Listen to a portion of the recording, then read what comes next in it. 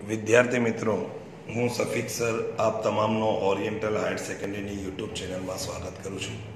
મિત્રો, આપણે લાસ્ટ વિડીયોમાં ભાગીદારીના પ્રવેશના દાખલા શીખ્યા હતા. આજે આ પ્રવેશનો સૌથી મહત્વનો એક દાખલો છે, જે છે દાખલા નંબર 9, આસ્થા અને આહનાવાળો દાખલો. એ આપણે શીખીશું. તો સૌપ્રથમ ટેક્સ્ટબુકનો પેજ નંબર 208 કાઢી લો. એ 208 નંબરના પેજ પર મિત્રો દાખલા નંબર 9 છે, આસ્થા અને આના એક પેઢીના ભાગીદારો છે અને 31/3/17 રોજનું તમે પાકું સર્વે નીચે જોઈ રહ્યા છો. તો મિત્રો સૌપ્રથમ આ દાખલામાં નફા નુકસાનનું કોઈ પ્રમાણ નથી, એટલે આપણે જૂનું પ્રમાણ કેવી રીતે લઈએ? તો નિયમ મુજબ જો પ્રમાણ આપેલ ના હોય તો કયા પ્રમાણમાં લેવાય? સરખા પ્રમાણમાં. કયા પ્રમાણમાં?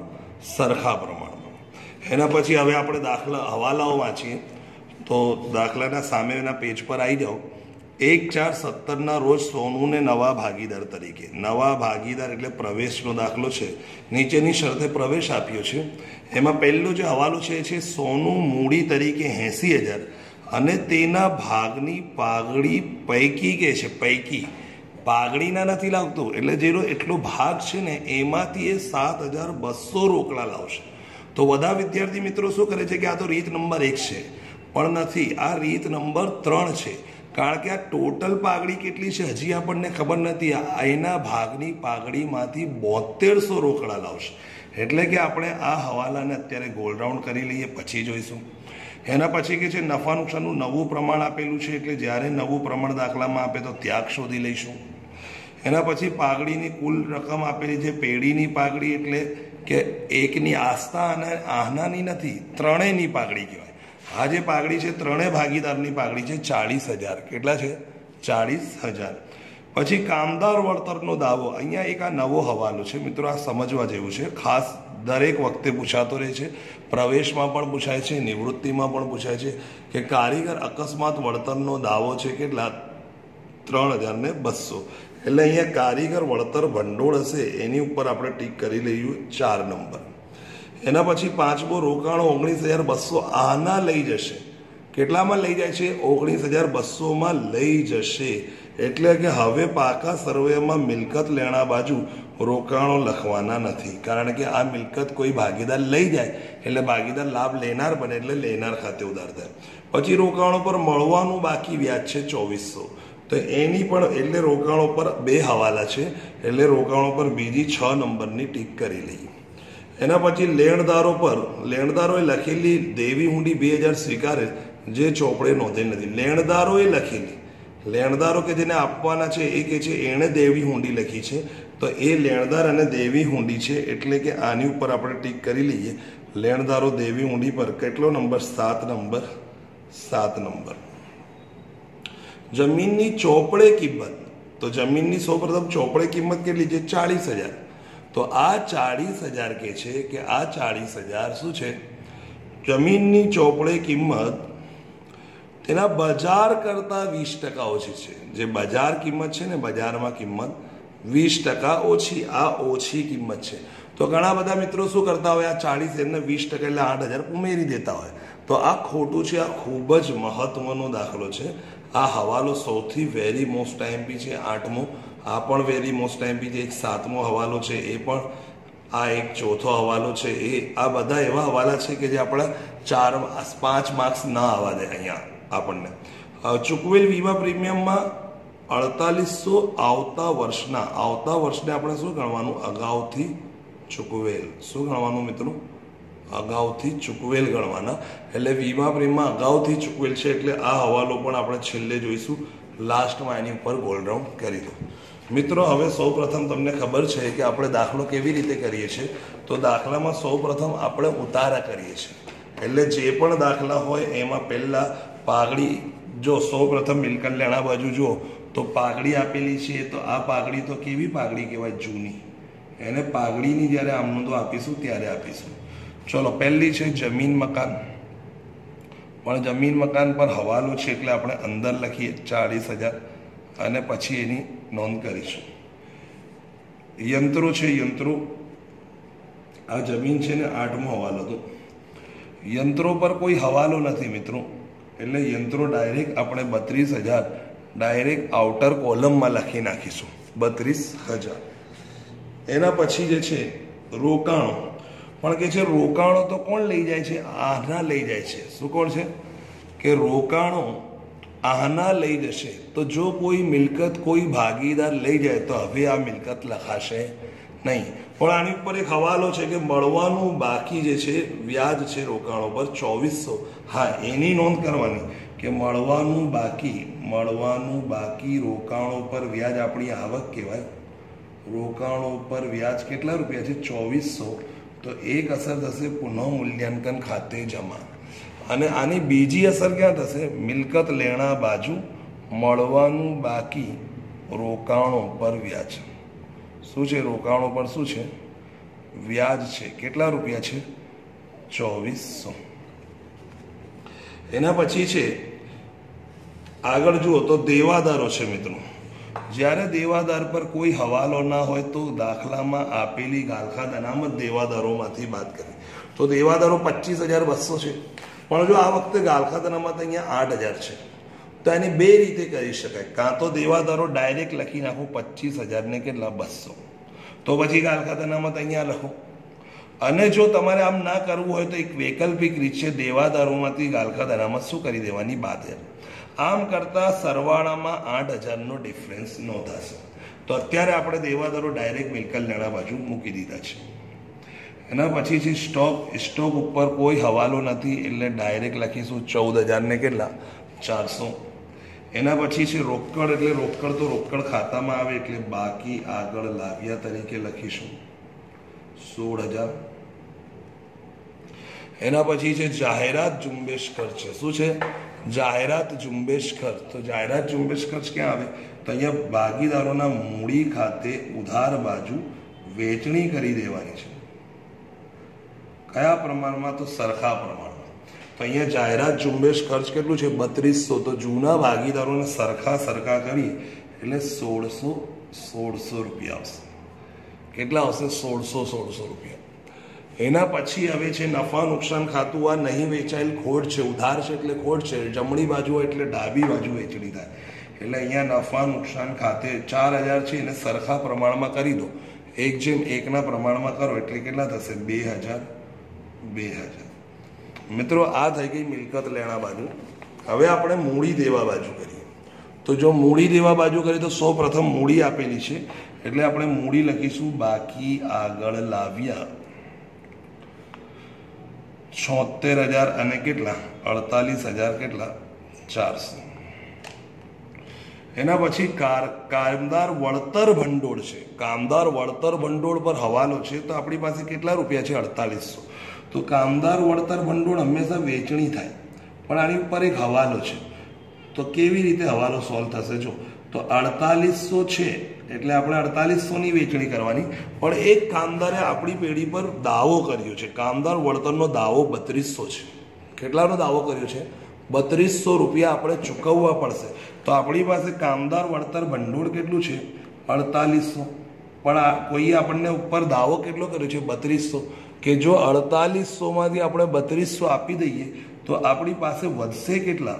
તો 1600 વધશે. મિત્રો કેટલા વધશે? 1600 રૂપિયા. હવે આ 1600ના સરખા પ્રમાણમાં કરો. તો 1600ના સરખા પ્રમાણમાં કરો એટલે કેટલા? 800. અને આ દાવો અત્યારે ચૂકવ્યું નથી, ચૂકવવાનું શું છે? બાકી. તો એને લખાય ચૂકવવાનું બાકી કામદાર વળતરનો શું છે? વળતરનો દાવો. અને આ હવાલાની રકમ લખાશે. તો હવાલામાં જુઓ કેટલા રૂપિયાનો દાવો છે? 3200. એટલે બે અસર થઈ. એક અસર કામદાર વળતર ભંડોળમાંથી શું કરી દેવાનું? બાદ. જો અહીંયા શું થઈ? આ 4800માંથી 3200 આપણે દાવો હતો એટલે બાદ કર્યો. જે વધે રકમ વધે એ જૂના પ્રમાણમાં વેચી દેવાની એટલે 800. એક અસર અહીંયાથી બાદ. અને બીજી અસર દેવું હોવાથી કઈ બાજુ આવશે? મૂડી દેવા બાજુ. હવે એના પછી કામદાર વળતરના દાવા પછી છે રોકાણ વધઘટ ભંડોળ. તો રોકાણ વધઘટ ભંડોળ કેટલો છે? 1600 છે મિત્રો. તો આ રોકાણ વધઘટ ભંડોળ પણ ભાગીદારોના કઈ બાજુ? મૂડી ખાતે કે ચાલુ ખાતે જમા બાજુ વેચાય. તો અહીંયા આ વધઘટ ભંડોળ આ મોસ્ટ આઈએમપી એક હવાલો છે. તો આપણે જોઈએ કેવી રીતે કરવાનું. તો અંદર દાખલામાં કેટલા રૂપિયા છે? રોકાણ વધઘટ ભંડોળ 1600. હવે એક હવાલો છે કે રોકાણો જે છે તો એ રોકાણો કેટલાના છે? તો જો પાકા સરવૈયામાં રોકાણો 20,000 છે. કેટલા રૂપિયા છે? રોકાણો કેટલા છે? આ રહ્યા રોકાણો, અને રોકાણો કેટલાના છે? 20,000. અને હવાલો છે રોકાણો 19,200 આના લઈ જશે. કોઈ ભાગીદાર લઈ જાય, જ્યારે કોઈ ભાગીદાર કોઈ મિલકત લઈ જાય તો એ મિલકત પાકા સરવૈયામાં મિલકત લેણા બાજુ લખવાની નહીં. તો કોણ લઈ જાય છે? તો આના. તો આના કેટલામાં લઈ જાય છે? તો 19,200 લઈ જાય છે. તો લાભ લેનાર છે. શું છે? લાભ લેનાર. શું લઈ જાય છે? રોકાણો.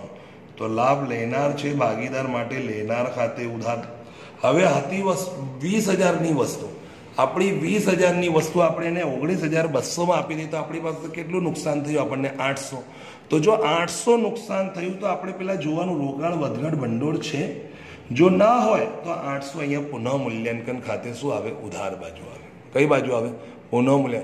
પણ જો રોકાણ વધઘટ ભંડોળ હોય તો આ 800 આમાંથી લઈ લેવાનું. આ જે નુકસાન થયું છે ને એ નુકસાન શું કરવાનું? આમાંથી લઈ લો. એટલે 1600માંથી 800 બાદ કરશો એટલે કેટલા વધશે? 800. તો હવે આ 800 સરખા પ્રમાણમાં કરી દો એટલે કેટલા? 400. પણ ધારો કે આ તો 500 જ રૂપિયાનું રોકાણ વધઘટ ભંડોળ હોય અને આપણને નુકસાન કેટલું થયું? તો 800. તો આપણે ગલ્લામાં 500 છે ને આપણે લેવાના છે 800. તો કેટલા ખૂટે છે? 300. તો જો કોઈક વાર ખૂટે તો અહીંયા પુનઃ મૂલ્યાંકન ખાતાની કઈ બાજુ આવે? ઉધાર. અને જો વધે તો પુનઃ મૂલ્યાંકન ખાતાની કઈ બાજુ આવશે? જમા. આ યાદ રાખવાનું. અત્યારે નુકસાન થયું છે, ફરીથી કહું છું, રોકાણો દર વખતે આપણે ક્યાં લખીએ છીએ? મિલકત લેણા. પણ આ રોકાણો આસ્થા લઈ જશે તો આનામાં લઈ જશે તો આનામાં શું લખવાનું? 19,000 ને કેટલા? 200. કારણ કે આના લઈ જાય છે.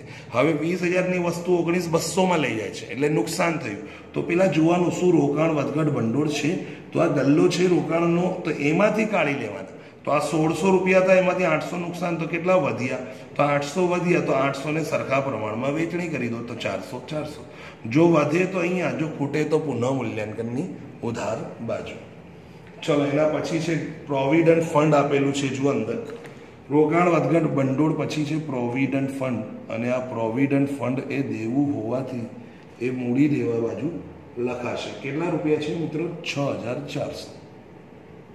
એના પછી ગાલખાદ અનામત. જો ગાલખાદ અનામત આપેલી છે તો ગાલખાદ અનામત આપણે મૂડી દેવા બાજુ, દેવાદારો ત્યાં જ લખવાના, અનામત અહીંયા લખીને જ્યારે હવાલો ના હોય ત્યારે. હવે લેણદારો પણ એક હવાલો છે, લેણદારો અને દેવી હુંડી. તો લેણદારો ખાતે જમા હોય છે અને લેણદારો શું લખે છે? દેવી હુંડી લખે છે. લેણદારો 12,000 છે અને દેવી હુંડી કેટલી છે? 6,000. અને હવાલા નંબર જુઓ મિત્રો, હવાલા નંબર છે 7 નંબરના હવાલામાં લેણદારોએ લખેલી દેવી હુંડી 2,000 સ્વીકારે જે ચોપડે નોંધેલ નથી. એટલે આપણે શું કરવાનું છે? લેણદારોએ હુંડી સ્વીકારી છે તો લેણદારોને જે ચૂકવવા, તો અંદર આમનોંધ આવી રીતે થશે: લેણદારો ખાતે ઉધાર, તે દેવી હુંડી ખાતે જવા. લેણદારો કે જેને આપણે ચૂકવવાના હતા એને ચૂકવવા જઈશું તો એ કે છે અમને શું છે? દેવી હુંડી સ્વીકારી છે. તો એક અસર થશે લેણદારોમાંથી બાદ, અને બીજી અસર જે છે દેવી હુંડીમાં શું કરી દેવાની? ઉમેરી દેવાની. તો આમનો એવી રીતે થાય: લેણદારો ખાતે ઉધાર, તે દેવી હુંડી ખાતે જમા. અને કેટલા રૂપિયા અંદર આપેલા છે? 2,000. હવે આની ખતાવણી કરવા જાઓ તો લેણદારો ઉધાર છે એટલે લેણદારોમાંથી શું થશે? 2,000 બાદ થશે. અને દેવી હુંડી ખાતે જમા છે એટલે દેવી હુંડીમાં શું થશે? પ્લસ થશે. આ આમનોંધની આપણે શું કરી છે? અસર કરી છે. આવી રીતે અસર થશે. તો જ્યારે લેણદારોમાં લખો એમાં લખવાનું દેવી હુંડીના, અને દેવી હુંડીમાં લખો તો શું લખવાનું? લેણદારો ખાતે. એટલે 12 - 2 એટલે કેટલા થઈ ગયા? 10,000. અને આ 6 + 2 એટલે કેટલા થઈ ગયા? 8,000. આ પણ વેરી મોસ્ટ ટાઈમ બી આની આમનોંધ યાદ રાખજો. જ્યારે લેણદારો લેણી હુંડી દેવી હુંડી લખે સ્વીકારે, તો એ સ્વીકારે છે દેવી હુંડી, તો દેવું છે, લેણદારો ઓછા થઈ જશે, લેણદારો ખાતે ઉધાર, અને દેવી હુંડી વધી જશે, દેવી હુંડી ખાતે જમા. અને આની જ્યારે અસર કરો તો લેણદારોમાંથી બાદ. આ આમનોંધની અસર હું લખાવશું. પહેલી અસર છે લેણદારોમાંથી બાદ, અને બીજી અસર છે શેમાંથી? દેવી હુંડીમાંથી બાદ. કારણ કે દેવી હુંડીની જમા બાકી છે. દેવી હુંડીમાં શું કરવાનું? દેવી હુંડીમાં ઉમેરો. જમા બાકી છે ને તેમાં શું કરી દેવાનું? ઉમેરો. લેણદારોમાંથી બાદ અને દેવી હુંડીમાં ઉમેરો. આ થઈ ગયું. હવે મિત્રો આ આખા ઉતારાની આપણે કરી દીધી છે અસર, બધા જ થઈ ગયા છે. હવે એની આપણે હવાલો જોઈએ તો પહેલાં જ છે જમીન મકાનનો. તો જમીન મકાનનો દાખલા નંબર 8, હવાલા નંબર 8 જોશો તો હવાલા નંબર 8 પર આવું લખ્યું છે કે જમીન મકાનની ચોપડે કિંમત તેની બજાર કિંમત કરતાં કેવી છે? બજાર કિંમત કરતાં 20% ઓછી છે. કેટલી છે? 20. તો ધારવાનું આ દાખલા જ્યારે પણ આવું હોય ને ચોપડે કિંમત બજાર કિંમત કરતાં શું હોવું જોઈએ? બજાર કિંમત કરતાં હોય તો આ હાર્ડ હવાલો છે. આમાં ધારવાની કે આપણને બજારની કિંમત કેટલી છે એ ખબર નથી. તો ધારો કે બજાર કિંમત કેટલી હોય તો નથી ખબર, તો 100 ધારી લો. કે ધારો કે બજારનો ભાવ અત્યારે 100 રૂપિયા હોય તો આપણે ચોપડામાં કેટલા લખ્યા? 20% ઓછા. તો 100 માંથી 20 બાદ કરી નાખો એટલે આપણે ચોપડામાં કેટલા બતાવ્યા છે? 80 રૂપિયા. તો આનો અર્થ કે જો ચોપડા કિંમત, જો ચોપડામાં આપણે 80 બતાવ્યા હોય એનો અત્યારે બજાર ભાવ શું ચાલે છે? 100. તો જો 80 એ 100 તો દાખલામાં ચોપડે કિંમત કેટલી આપેલી છે? તો દાખલામાં તો 40,000 છે. તો આ 40,000 વાળાની બજાર કિંમત કેટલી થાય? તો 50,000 થશે. 40,000 ગુણ્યા 100 ભાગ્યા કેટલા? 80 એટલે કેટલા થઈ જશે? 50,000. આ થઈ ગઈ જમીન મકાનની શું છે? બજાર કિંમત. Most IMP. હવે એક્ઝામમાં શું આવશે? 10% ઓછી છે તો 100 માઇનસ 10 કરી દેવાના તો 90 આવશે. 90 એ 100 તો જે આપેલી રકમ એ કેટલા? 25% આપે તો 100 માઇનસ 25 કરવાના એટલે 75. 75 એ 100 તો જે આપેલી રકમ હોય કેટલા? મિત્રો ખાસ ધ્યાન રાખજો કે આ જમીન મકાનની કિંમત 50,000 બજારમાં છે એટલે બજાર કિંમત જ લખવાની. તો 40 હતી ને 50 થઈ ગઈ એટલે શું થયું? વધારો. અને આ વધારો જે થયો છે એ વધારાની બીજી અસર યાદ રાખવાનું તમારે. જમીન મકાન ખાતે પુનઃ મૂલ્યાંકન ખાતામાં કઈ બાજુ લખવાની? જમા બાજુ. કેટલા રૂપિયા? 10,000.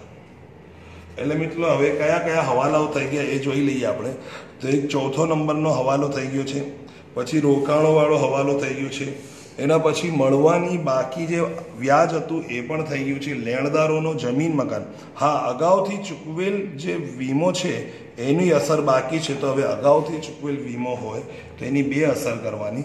અગાઉથી ચૂકવેલ વીમો પુનઃ મૂલ્યાંકન ખાતાની કઈ બાજુ આવે? જમા બાજુ આવે. 4,000 ને કેટલા? 800. અને એની બીજી અસર અગાઉથી ચૂકવેલ વીમો એ આવશે મિલકત લેણા બાજુ. કેટલા? 4,000 ને કેટલા? 800. 2 અસર થઈ ગઈ આની પણ અગાઉથી ચૂકવેલ વીમા. હવે મિત્રો જો તમે હવાલાઓ જુઓ તો 4 થી લઈને 9 સુધીના હવાલાઓ થઈ ગયા છે. હવે ખાલી પહેલા, બીજો અને ત્રીજો એટલે 3 હવાલા બાકી છે. તો સૌ પ્રથમ દાખલામાં નવું પ્રમાણ આપેલું છે. કયું પ્રમાણ આપેલું છે? નવું પ્રમાણ. તો એક કામ કરીએ આપણે ત્યાગ શોધી લઈએ. તો ત્યાગ શોધવામાં જૂનું પ્રમાણ માઇનસ નવું પ્રમાણ. તો સૌ પ્રથમ જૂનું પ્રમાણ કેટલું છે? 1:1 એટલે બંનેનો સરવાળો કરીએ એટલે કેટલા આવે? 2:2. એના પછી નવું પ્રમાણ અંદર જોઈ લો તો નવું પ્રમાણ કેટલા છે? 4:3:3. 4:3:3 તો બધાનો સરવાળો કરો એટલે કેટલા? 10 10 10. હવે ત્યાગ શોધીશું. ત્યાગ.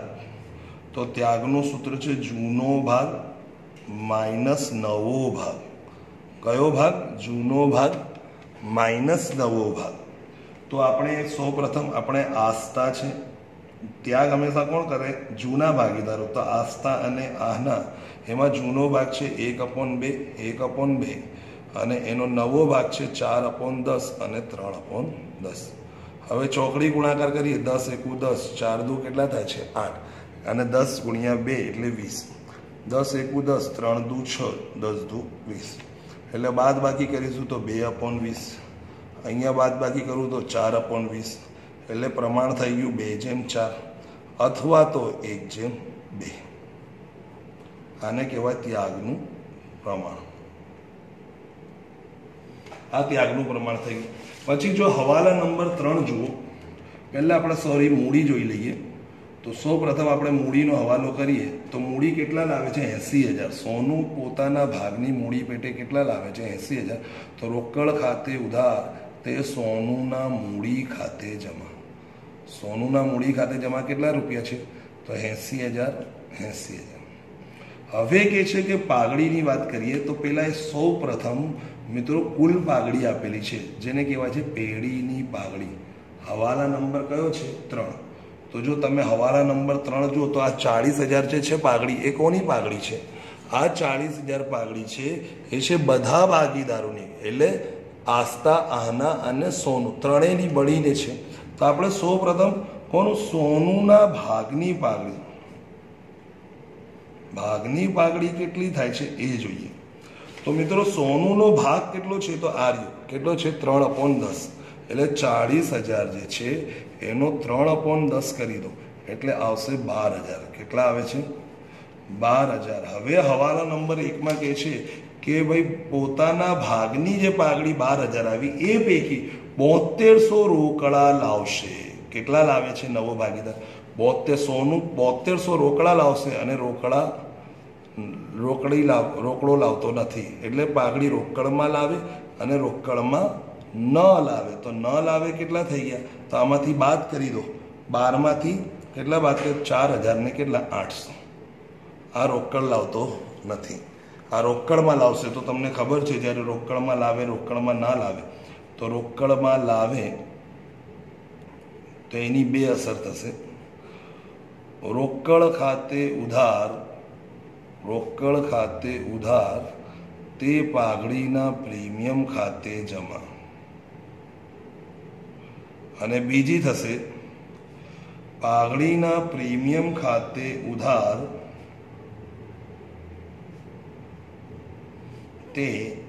તે જૂના ભાગીદારો. તો કઈ કહે છે જૂના ભાગીદારો? આસ્થા અને આહના. તે આસ્થાના મૂડી ખાતે, તે આહનાના મૂડી ખાતે. તો કેટલા રૂપિયા છે? 7,200. 7,200. અને આ 7,200 છે કયા પ્રમાણમાં છે? 1/2. એટલે કેટલા? 2400 અને કેટલા? 4800. આ થઈ ગયા ત્યાગના પ્રમાણમાં. તો મિત્રો ત્યાગ પ્રમાણ છે તો ત્યાગનું પ્રમાણ તો આપણે શોધેલું જ છે. એટલે સૌ પ્રથમ આપણે જ્યારે નવું પ્રમાણ આપે તો તરત જ ત્યાગ શોધી લેવાનું, એટલે આ પ્રમાણમાં આવશે. અને જ્યારે પાઘડી રોકડમાં ન લાવે ત્યારે આપણે શું છે કે નવા ભાગીદાર. કોણ છે નવો ભાગીદાર? સોનુના મૂડી ખાતે ઉધાર. સોનુના મૂડી ખાતે ઉધાર. અને તે જૂના ભાગીદારો કયા કયા છે? તો તે આસ્થાના મૂડી ખાતે અને તે કોણ છે? આહના ના મૂડી ખાતે. તો કેટલા રૂપિયા છે? તો જે રોકડમાં લાવતો નથી, એટલે કેટલા રૂપિયા લાવતો નથી? 4800. અને કયા પ્રમાણમાં? એ જ ત્યાગના પ્રમાણમાં, એટલે 1600 અને કેટલા? 3200. મિત્રો આ થઈ ગઈ પાઘડીની આમનો. હવે અંદર જૂની પાઘડી પણ આપેલી છે. જો તમે જોઈ હોય તો પાકા સરવૈયામાં જો જૂની પાઘડી છે 8,000 ને કેટલા? 400. એટલે હવે છેલ્લી જે આવશે એ છે જૂની પાઘડી. તો તમને નિયમ ખબર જ હશે કે જૂની પાઘડી માટે 3 નિયમ છે: જૂના ભાગીદારો વચ્ચે, જૂના પ્રમાણમાં અને જૂની રકમ. એટલે આપણે યાદ રાખો જૂના ભાગીદારો એટલે કયા? આસ્થાના મૂડી ખાતે ઉધાર, પછી આનાના મૂડી ખાતે ઉધાર.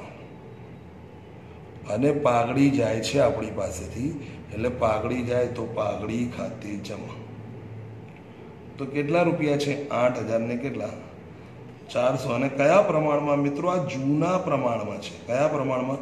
જૂના. પણ જૂનું પ્રમાણ તો કેટલું છે? 1/1. એટલે કેટલા? 4200. તો મિત્રો આ થઈ ગઈ પૂરી પાઘડીની આપણે રીત કરી. અહીંયા જમીન મકાનની છે, આ ત્યાગનું પ્રમાણ. હવે આપણે ફક્ત એની અસર આપવાની છે. તો સૌ પ્રથમ આપણે મૂડીની અસર આપીએ. જો આ રહી મૂડી, રોકડ ખાતે ઉધાર. શું છે? રોકડ ખાતામાં કઈ બાજુ? ઉધાર બાજુ. તો આ રહ્યું રોકડ ખાતામાં ઉધાર બાજુ. અને જમા થતા ખાતાનું નામ સોનુના મૂડી ખાતે. કેટલા રૂપિયા લાવે છે? તો 80,000 લાવે છે, એટલે 80,000. અને બીજી અસર સોનુના મૂડી ખાતે જમા. તો સોનું જે છે એના મૂડી ખાતે જમા કરીશું 80,000 અને નામ લખીશું ઉધાર ખાતાનું નામ, એટલે કેટલા? રોકડ ખાતે. હવે એના પછી પાઘડીની આમનોંધની અસર કરીએ તો એની ખતવણી કરીશું. તો રોકડ ખાતાની ઉધાર બાજુ 7200, રોકડ ખાતાની ઉધાર બાજુ 7,200 લખાશે પાઘડીના પ્રીમિયમ ખાતે. અને પાઘડીનું પ્રીમિયમ ખાતું હોતું નથી એટલે એની અસર થશે. ફરીથી પાઘડીના પ્રીમિયમ ખાતે ઉધાર, એની નોંધ નહીં થાય, પણ બંને ખાતે જમા. બંને ભાગીદારો આસ્થાના મૂડી ખાતે જમા. કેટલા રૂપિયા છે? તો 2448. કેટલા? 2448 બંને ખાતે જમા. અને ઉધાર થતા ખાતાનું નામ, ઉધાર થતું ખાતું કયું છે? પાઘડીના પ્રીમિયમ ખાતે. એના પછી હવે આની જ્યારે રોકડમાં ન લાવે તો મિત્રો મેં તમને સમજાતું કે જ્યારે પણ રોકડમાં ના લાવે તો હંમેશા ત્રણેય ભાગીદારો જ હશે. તો આપણે જ્યાં સૌથી વધારે ભાગીદારો એટલે 2 છે, અહીંયા જમા છે, તો જમા બાજુ પહેલા અસર કરવાની. બંનેમાં જમા કરી દો, આસ્થા અને આનામાં જમા. 1600 ને કેટલા? 3200. તો બંનેમાં જમા 1600 ને કેટલા? 3200. પણ નામ ઉધાર થતા ખાતાનું નામ એટલે સોનુના મૂડી ખાતે. અને હવે આ બંને જે જમા છે એ બંનેને ઉધાર કરી દો. 1600 અને કેટલા? 3200. તો કોના ખાતે? આસ્થા અને આના. આસ્થાના મૂડી ખાતે. અને કોણ છે? આનાના મૂડી ખાતે. અને છેલ્લી હવે કઈ પાઘડી છે? જૂની પાઘડી. તો જૂની પાઘડીમાં શું છે કે બંને જૂના ભાગીદારો ખાતે ઉધાર 4200. તો બંનેમાં ઉધાર બાજુ લખીએ 4200. અને કોના મૂડી ખાતે લખવાનું? જમા થતા ખાતાનું નામ, એટલે કોના ખાતે? પાઘડી ખાતે. એટલે આપણે પેલા મૂડીની અસર કરી મિત્રો. મૂડી પછી આપણે રોકડમાં પાઘડીની 2 અસર કરી. એના પછી રોકડમાં ના લાવે એની અસર કરી. એના પછી જૂની પાઘડીની અસર કરી. અને હવે આખો દાખલો પૂરો થઈ ગયો છે. હવે આપણે ફક્ત સરવાળો કરવાનો છે. અને પુનઃ મૂલ્યાંકન ખાતામાં જો તમે જોશો તો ફક્ત કઈ બાજુનો સરવાળો દેખાય છે? જમા બાજુ જ દેખાય છે. એટલે 17,000 ને કેટલા છે? 200. તો હવે આ 17,200 છે એ 17,200 ઉધાર બાજુ કંઈ નથી એટલે જમા પણ એટલે ખૂટશે પણ કેટલા? એ જ 17,200 ચોખ્ખો નફો કહેવાય. એ ભાગીદારો વચ્ચે જૂના પ્રમાણમાં વેચવાનું છે. આસ્થા અને કના? આનાને. તો જૂના પ્રમાણમાં વેચીએ તો 8,000 કેટલા થાય છે? 600. 8,600. તો અહીંયા ઉધાર છે તો અહીંયા શું થાય? જમા થાય. તો અહીંયા લખી નાખીશું 8,600.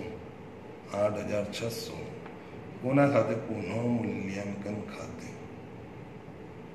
કૌંસમાં શું છે? ચોખ્ખો નફો. હવે મિત્રો આપણે મૂડી ખાતાનો સરવાળો કરીએ. તો મૂડી ખાતાનો સરવાળો પહેલા 80,000 આવે છે. એના પછી હવે આપણે આહનાનો સરવાળો કરીએ. આહનાની જમા બાજુનો સરવાળો કરશો તો 66,000 કેટલા આવે છે? 200. અને પછી આસ્થાની જમા બાજુનો સરવાળો કરીશું તો એ આવે છે આપણે 89,000 ને કેટલા? 800. હવે આમાંથી આ બધું જ બાદ કરીએ ઉધાર બાજુનું. ઉધાર બાજુની તમામ રકમો બાદ કરતા જે આવશે એને કહેવાશે બાકી આગળ લઈ ગયા. તો અહીંયા આવશે 75,200. આહનાના ખાતામાં 39,200. અને પહેલાના ભાગીદાર આસ્થામાં આવશે કેટલા? 82,000.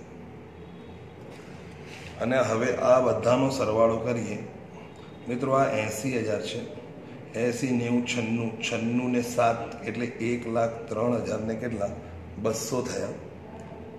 જમા બાજુ કોઈ એન્ટ્રી નથી. 1,03,200.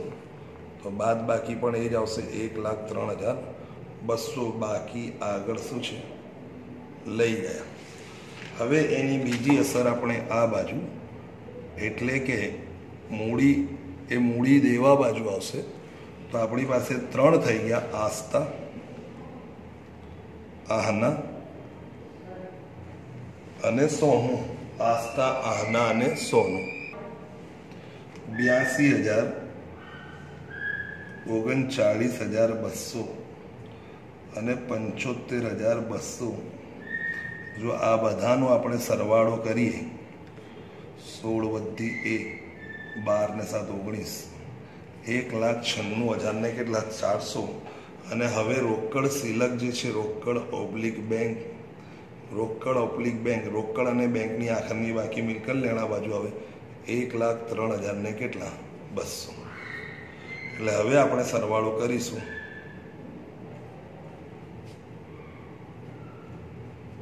તો અહીંયા સરવાળો કરીએ આપણે, તો પાકા સરવૈયાનો સરવાળો છે 2 લાખ ને કેટલા 32,000. 2,32,000. 2,32,000. હા, જો તમે ગાલખા અનામત દેવાદારોમાંથી બાદ કરી દો, આ 8,000 ઓછા આવે 2 લાખ કેટલા આવશે 24,000. યાદ રાખજો મિત્રો, બરોબર. હવે આ દાખલો તમારો પૂરો થઈ ગયો. હવે આના જેવો જ હું તમને ઉદાહરણનો દાખલો આપી દઈશ. ઉદાહરણમાં આના જેવો જે દાખલો છે એ છે ઉદાહરણ 23. તો મિત્રો તમારે હોમવર્કમાં ઉદાહરણ 23 કરવાનું છે. કયો દાખલો? ઉદાહરણ 23. હવે આપણે નેક્સ્ટ લેક્ચરમાં નવા દાખલા સાથે મળીશું. ત્યાં સુધી માટે બાય.